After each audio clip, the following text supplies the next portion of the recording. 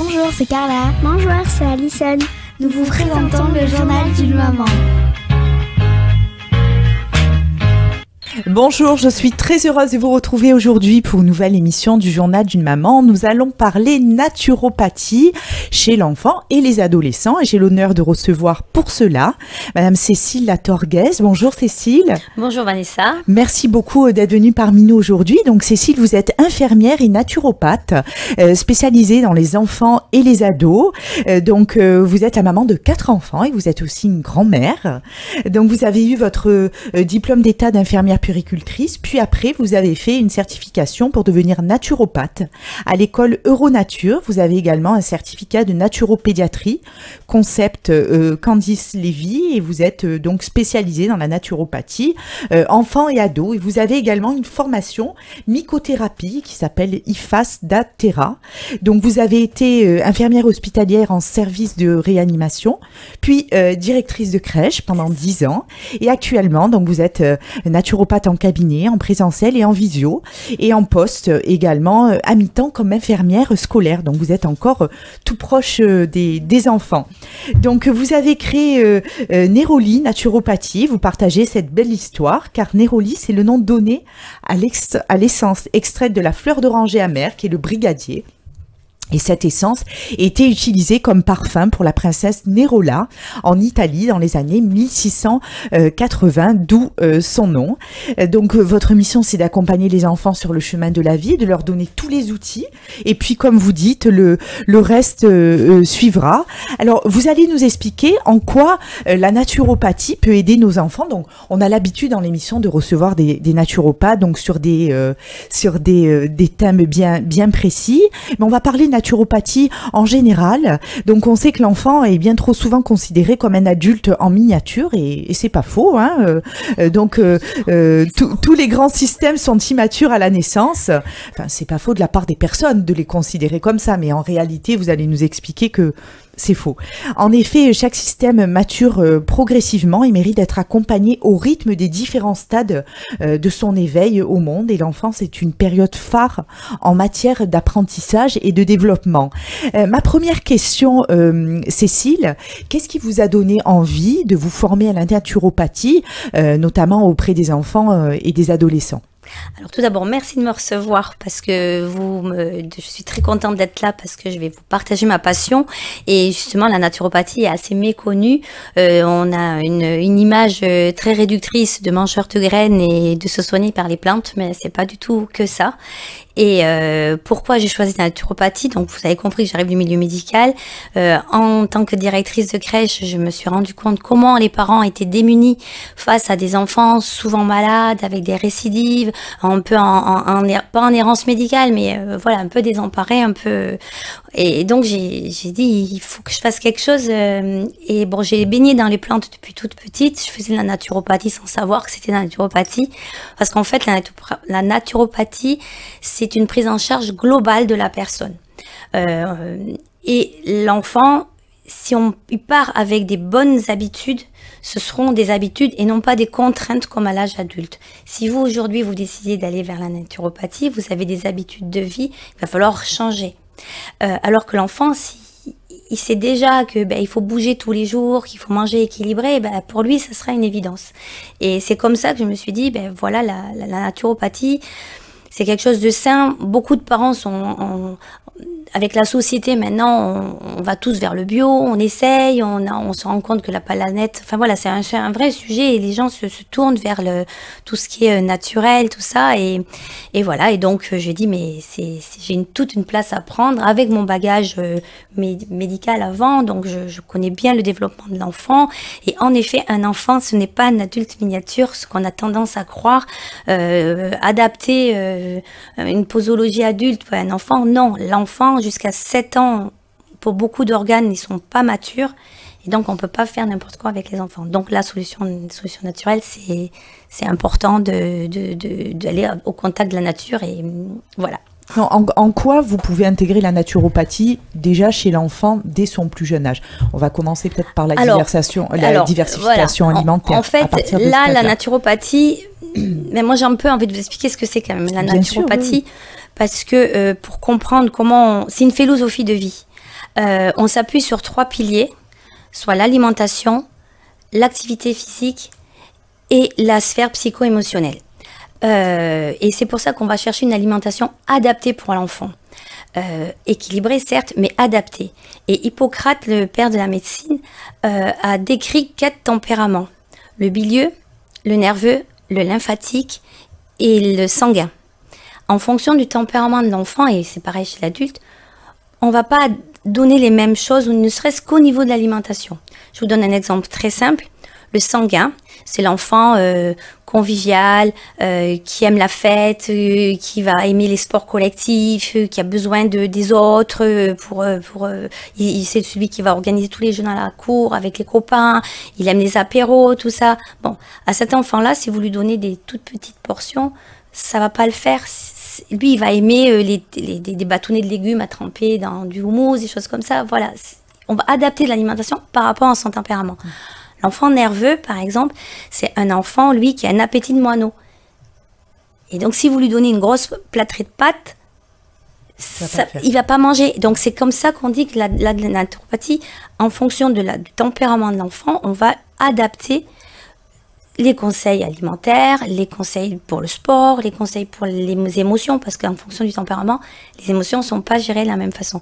Donc, c'est pour ça que notre consultation en naturopathie pour l'enfant, on va vraiment le prendre dans sa globalité. On va poser plein de questions, la grossesse, l'accouchement, l'allaitement, l'environnement, et puis on va regarder l'enfant lui-même, quoi, et en fonction de son tempérament, on va pouvoir adapter son hygiène de vie.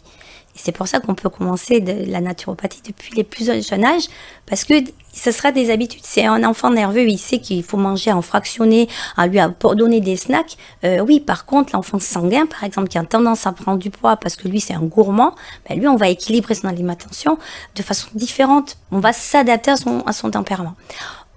Et en même temps, il y a un tempérament qui prédomine, mais forcément, quand je vais vous décrire les 4 tempéraments, vous allez dire, ah, mais j'ai de ça, mais mon fils, il a ça, mais il a ça aussi. Mais il y a souvent un tempérament qui prédomine. Ouais. Mais c'est très intéressant de voir qu'en fait, rien n'est figé, tout est adapté au comportement de l'enfant, en fait. C'est ça, on va s'adapter, et même pour l'adulte. Hein. Voilà, donc en effet, je suis spécialisée enfants. Là, moi, avec les enfants que je rencontre au collège, voilà, il y a beaucoup d'enfants qui, au niveau émotionnel, qui sont mal émotionnellement, qui sont dans le mal-être. Là, j'ai 2 garçons qui m'ont dit, voilà, moi, je suis en surpoids, je m'en rends compte, j'ai envie de maigrir. Mais c'est ouf, qu'à 11 ans, l'enfant, il a envie de ça. Ouais. Et c'est top. Je lui dis, mais oui, je peux complètement t'habituer. Alors, déjà, le sucre. Le sucre, moi, je combats le sucre. On est entouré de sucre. Il y a du sucre de partout. Et le sucre, c'est l'ennemi du corps.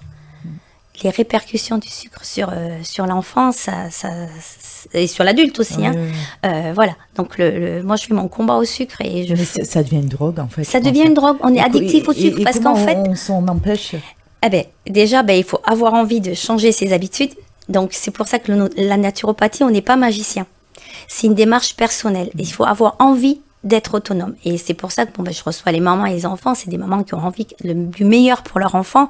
Et donc, voilà, il faut qu'elles soient prêtes à changer leurs habitudes de vie. J'ai perdu mon fil. Non, oui, pour s'enlever du sucre. Pour s'enlever du sucre, voilà. Donc, pour enlever le sucre de notre alimentation. Il faut savoir que, un bol de céréales, on est tous contents, les céréales, c'est super, du lait, des céréales, moi, ils sont fiers. Au collège, je me dis, oui, je prends un bol de céréales avec du lait. Alors, il faut savoir que dans un bol de céréales, c'est comme si vous mettiez 15 morceaux de sucre. Oh là, une canette de coca, tout le monde le sait, c'est 8 morceaux de sucre. C'est très bon, les céréales. Et l'organisme, pour vivre, il a besoin de 5 morceaux de sucre. Ouais. De sucre, le carré de sucre saccharose. Bon, à savoir que dans des pâtes, vous avez du sucre aussi, même si c'est le sucre lent, c'est quand même du sucre. Donc, votre quantité de sucre, vous l'avez très vite. Et le sucre, ça agit sur quoi? Ça agit sur votre microbiote intestinal. Donc, si trop de sucre, mauvaise flore intestinale, donc mauvaise flore intestinale, ça va engendrer des maladies répétitives, on attrape tout ce qui passe. Vous avez des mamans qui viennent consulter, elles me disent, mais il attrape tout ce qui passe. Oui, on va revoir qu'est-ce qu'il mange. Après, oui, mon enfant, il est agité, il écoute rien en classe, il se couche tard, il n'arrive pas à dormir. Alors, on va revoir son alimentation. Et 9 fois sur 10, je gagne, bingo, il est trop sucré. Alors, comment habituer le palais? Ça va être progressivement. Progressivement, vous ne pouvez pas arrêter d'un coup. Donc, bon, moi, je poste tous les mercredis des recettes, sauf aujourd'hui, je suis à la bourre, où je montre comment on peut limiter le sucre et petit à petit habituer le palais. Un exemple, quand j'étais enceinte de mon premier fils, j'étais infirmière à l'hôpital, j'étais à 6 cafés par jour, 6 sucres. Je bois le café sans sucre depuis 33. Parce que petit à petit, d'abord j'ai mis un demi-sucre, puis un quart de sucre, et puis plus de sucre. Et c'est habituer son palais. Et ce qu'il faut savoir, c'est que le sucre, c'est on appelle que c'est la récompense. Le sucre, on le donne pour la récompense, mais pourquoi? Parce qu'en fait, quand on est in utero, c'est la première saveur que l'enfant goûte. Le liquide amniotique est sucré. C'est pour ça que le sucre, c'est le réconfort, c'est la sécurité. Donc oui, on a besoin de sucre, mais pas n'importe quel sucre et pas trop de sucre. Et le problème dans toutes les choses, les produits industriels, c'est que dans tous les produits raffinés, c'est qu'on rajoute du sucre, du glucose, et que les sucres raffinés, c'est ça qui enflamme l'organisme. Et qui a toutes les répercussions que je vous ai citées sur le côté émotionnel, immunité, troubles digestifs, troubles de l'attention. Alors, je ne parle pas des vrais troubles de l'attention diagnostiqués, hein, attention. Hein. Mais en même temps, j'ai une cliente qui vient pour son fils qui est de l'épilepsie. Diagnostiqué, donc il est suivi pour l'épilepsie, voilà, donc ça c'est le côté médical. Mais depuis qu'on a échangé et qu'elle lui à enlever le sucre, enfin diminuer le sucre et lui donner des bons sucres, donc pas raffinés, parce qu'ils vont pas raffinés, c'est qu'ils vont être plus lentement à être assimilés, donc ça c'est bon pour l'organisme, pour le coup. Elle se rend compte que quand il mange moins sucré, il fait moins de crise. C'est pas ça qui le guérira, c'est pas parce qu'il mangera pas de sucre, ne faites pas dire ce que j'ai pas dit, qu'il sera guéri. Tout à fait. Mais voilà, donc la naturopathie, on est là pour accompagner, voilà, on a une vocation d'éducateur à la santé, donc j'aime pas du tout le terme éducateur parce que voilà, moi je me sens pas éducatrice, mais accompagnante vers le chemin d'une meilleure santé. Et là, pour les enfants, on va capitaliser leur vitalité, parce qu'on part du principe en naturopathie qu'on a une force vitale, comme le prana en Ayurveda, une force vitale, et qu'on est capable de s'auto-guérir. Le corps a tout ce qu'il faut. Et quand il y a un symptôme, quand il y a un trouble, c'est un signal d'alarme. En fait, de la fièvre, c'est un signal d'alarme comme quoi il y a un dysfonctionnement, un déséquilibre dans votre organisme. Donc d'où le naturopathe, on va aller chercher la cause de la cause. Qu'est-ce que c'est qui a fait? Et on va travailler sur la cause. Pareil pour de l'eczéma. Voilà, on va travailler, un enfant, j'ai de l'eczéma, dès qu'il va voir le médecin, après ça passe, mais ça revient. Voilà, on va aller chercher pourquoi il a de l'eczéma. Ça peut être son alimentation, quelque chose qui le rend allergique. Ça peut être le sucre, ça peut être côté émotionnel. Il faut savoir qu'une séparation peut entraîner l'eczéma, parce que ex-aimé, il y a un lien psycho-affectif à ce niveau-là. Donc, on va aller travailler la cause. Et une séparation, c'est pas forcément un divorce. Ça peut être un déménagement, un changement de classe. Voilà. Et donc, tout ça, pendant la première consultation, on va discuter avec la maman. Et en fait, quand on pose la question à la maman, elle a la réponse. Les mamans, on sait. On sait pourquoi notre enfant, il fait ça. Donc, moi, ma première question, c'était, à votre avis, pourquoi il fait ça à votre enfant? Bon. Et souvent, la maman, elle sait, oui, mais je sais, c'est sûrement à cause de ça. Voilà. Mais voilà. Donc, moi, mon rôle, c'est de l'accompagner, d'aller chercher la cause, et après, on va soutenir. Alors, pour le coup, oui, là, avec des plantes, ça, je vous rejoins, avec des plantes. Et moi, je travaille essentiellement en gémothérapie, donc, qui sont les bourgeons des plantes. Parce que les bourgeons, vous savez qu'après, ça donne un arbre ou une fleur. Donc, ça a tout plein de principes actifs. C'est très puissant, mais en même temps, c'est doux pour l'enfant. Ou les hydrolats, eau florale. Voilà. Donc, voilà, parce qu'en effet, des fois, il y a besoin d'une béquille pour les plantes. Et au niveau des émotions, j'accompagne beaucoup les enfants avec les fleurs de Bach. Alors oui, ces fameuses fleurs de Bach, donc on en entend beaucoup parler. Oui. Quels sont les retours des enfants qui ont été accompagnés par ces fleurs? Alors les fleurs de Bach, il faut savoir que c'est quelque chose de vibratoire. L'eau est transporteur d'un message, d'une information. Il y a beaucoup d'expériences qui ont été faites là-dessus. Et moi qui suis cartésienne, la première fois qu'on m'a annoncé ça, l'eau est capable de porter un message. Oui, j'ai dit, allez, montrez-moi. Et je suis restée scotchée. J'utilise les fleurs de bac pour mon côté émotif. Et ça marche. Et chez les enfants, ça marche aussi. Alors, en effet, il faut trouver la bonne fleur. En fonction, il y a la fleur du terrain et puis la fleur du moment, ça va dépendre. Mais tout ce qui est terreur nocturne, stress, pas de confiance en soi, l'enfant qui... Voilà, les fleurs de bac, ça marche bien. Enfin, moi, j'ai des très bons résultats en accompagnement des fleurs de bac. Et c'est pas une question d'y croire ou de pas y croire. Voilà, bon, c'est sûr que si vous prenez vos gouttes et vous êtes convaincu que ça passera pas, voilà, il faut quand même avoir envie voilà, quand vous accompagnez votre enfant, vous cherchez le meilleur pour lui. Donc, si vous êtes décidé de lui donner des fleurs de bac, mais c'est parce que vous avez envie que ça marche. Et après, si la fleur n'est pas adaptée, ça marchera pas. Voilà, donc c'est pour ça que la première consultation est très longue. Et moi, j'aime beaucoup prendre mon temps parce que c'est là qu'on arrive à faire des liens, arrive à comprendre. Parce que j'ai eu quelqu'un qui me prend un rendez-vous. Il me dit non, mais j'ai rien, je vais très bien, j'ai aucun problème, mais je veux juste faire un bilan de vitalité. Et je dis bon, ok, très bien, on peut aussi pour apprendre à continuer à maintenir sa bonne vitalité. Et puis en discutant, on me dit oui, mais en fait, je fais beaucoup de tendinite, je fais beaucoup de ci, je fais beaucoup de ça. Ouais. Voilà. Et voilà, je veux dire, on a l'impression qu'on va bien, mais des fois, quand on creuse, on se rend compte que, voilà. Et la naturopathie, vraiment, il faut être acteur de sa santé, avoir envie de changer les choses. Et on peut faire beaucoup de choses en naturopathie. Et chez les enfants, je veux dire, s'ils partent avec des bonnes valises, avec des bonnes habitudes, ils partent, voilà, avec un bon capital. Alors, votre message, Cécile, le message à faire passer, c'est on va arrêter le sucre.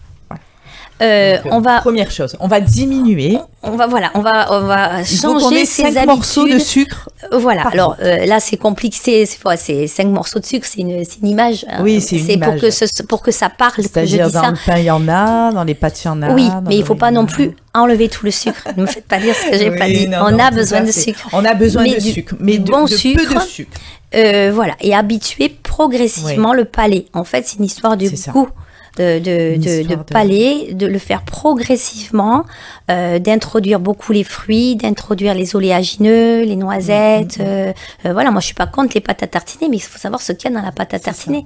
Voilà, et il faut passer au semi-complet. Pourquoi? Parce que il y a tout dans tout ce qui est calcium, magnésium, vitamines, elle se trouve dans l'enveloppe du grain de blé. Donc tous les produits raffinés, vous n'avez rien. Vous n'avez plus rien dedans. Vous avez juste le sucre du glucide. Oui, c'est juste bon. C'est bon au goût. Alors moi, au début, quand j'ai fait mes gâteaux avec les semines complètes, le cake, la brioche que je fais habituellement, elle était donc un peu marron à l'intérieur, pas blanc blanche. Donc mes enfants m'ont dit, c'est quoi? Je veux pas manger. J'ai dit goûte. Et au goût, me fait, mais c'est bon, ça a le même goût. Oui. Oui. Mais après, c'est des a priori. Et c'est pour ça que je dis, si on part avec les enfants, si déjà les enfants, ils ont l'habitude de voir du semi-compilé, ils ont l'habitude de manger des purées de noisettes, des purées d'amandes, avec des pépites de chocolat dessus, mais du bon chocolat bio 70%, ça, au final, ils auront tous les nutriments, le magnésium, le calcium qui est très important pour le cerveau, pour le sommeil, pour écouter en classe, pour l'attention, que s'ils me prennent une tartine de pâte à tartiner, huile de palme, sirop de glucose, la guerre, c'est sirop de glucose. En fait, il faut apprendre à lire les étiquettes. Et ça, très prochainement, c'est en programme, en projet, je vais faire un petit post ou quelque chose sur comment lire une étiquette, parce que dans le commerce, il y a quand même des choses bonnes. Bien sûr. Après, le mieux, c'est le fait maison. Mais je comprends, avec des mamans débordées, et je l'ai été avec mes 4 enfants, à courir à droite, à gauche, prendre un paquet de biscuits, je reconnais que c'est... Après, il y a une question d'organisation aussi. Tout à fait, je suis d'accord. On peut cuisiner un peu le week-end sans y passer 24 heures dans sa cuisine. Mais voilà, moi, je poste des recettes très simples que vous faites en 10 minutes, un quart d'heure. L'autre jour, je me suis filmée en montrant comment on faisait une soupe de légumes en un quart d'heure. Je suis arrivée de sport, j'étais dégoulinante. J'ai montré, j'ai posté, je vais me doucher, ma soupe était prête. Voilà. Donc, des petits conseils, des astuces pour aider les mamans au quotidien, pour leur rendre la vie plus facile. Avec des conseils, et puis pour une alimentation saine, une vie saine. Alors Cécile, on vous retrouve sur votre page Instagram où vous êtes très active, Néroli Naturopathie. C'est ça. Voilà, où vous postez plein de choses et vous dites des choses très intéressantes. En tout cas, merci beaucoup de nous avoir éclairé sur la naturopathie, encore une fois dans nos émissions avec votre spécialité. Et merci encore de tous vos conseils et on peut vous retrouver donc sur votre page Instagram Néroli Naturopathie. Cécile, merci beaucoup. Merci beaucoup. Chers auditeurs, je vous remercie de nous avoir suivis. On se retrouve très vite pour une nouvelle émission. Au revoir. Bonjour, c'est Carla. Bonjour, c'est Alison. Nous vous présentons le journal d'une maman.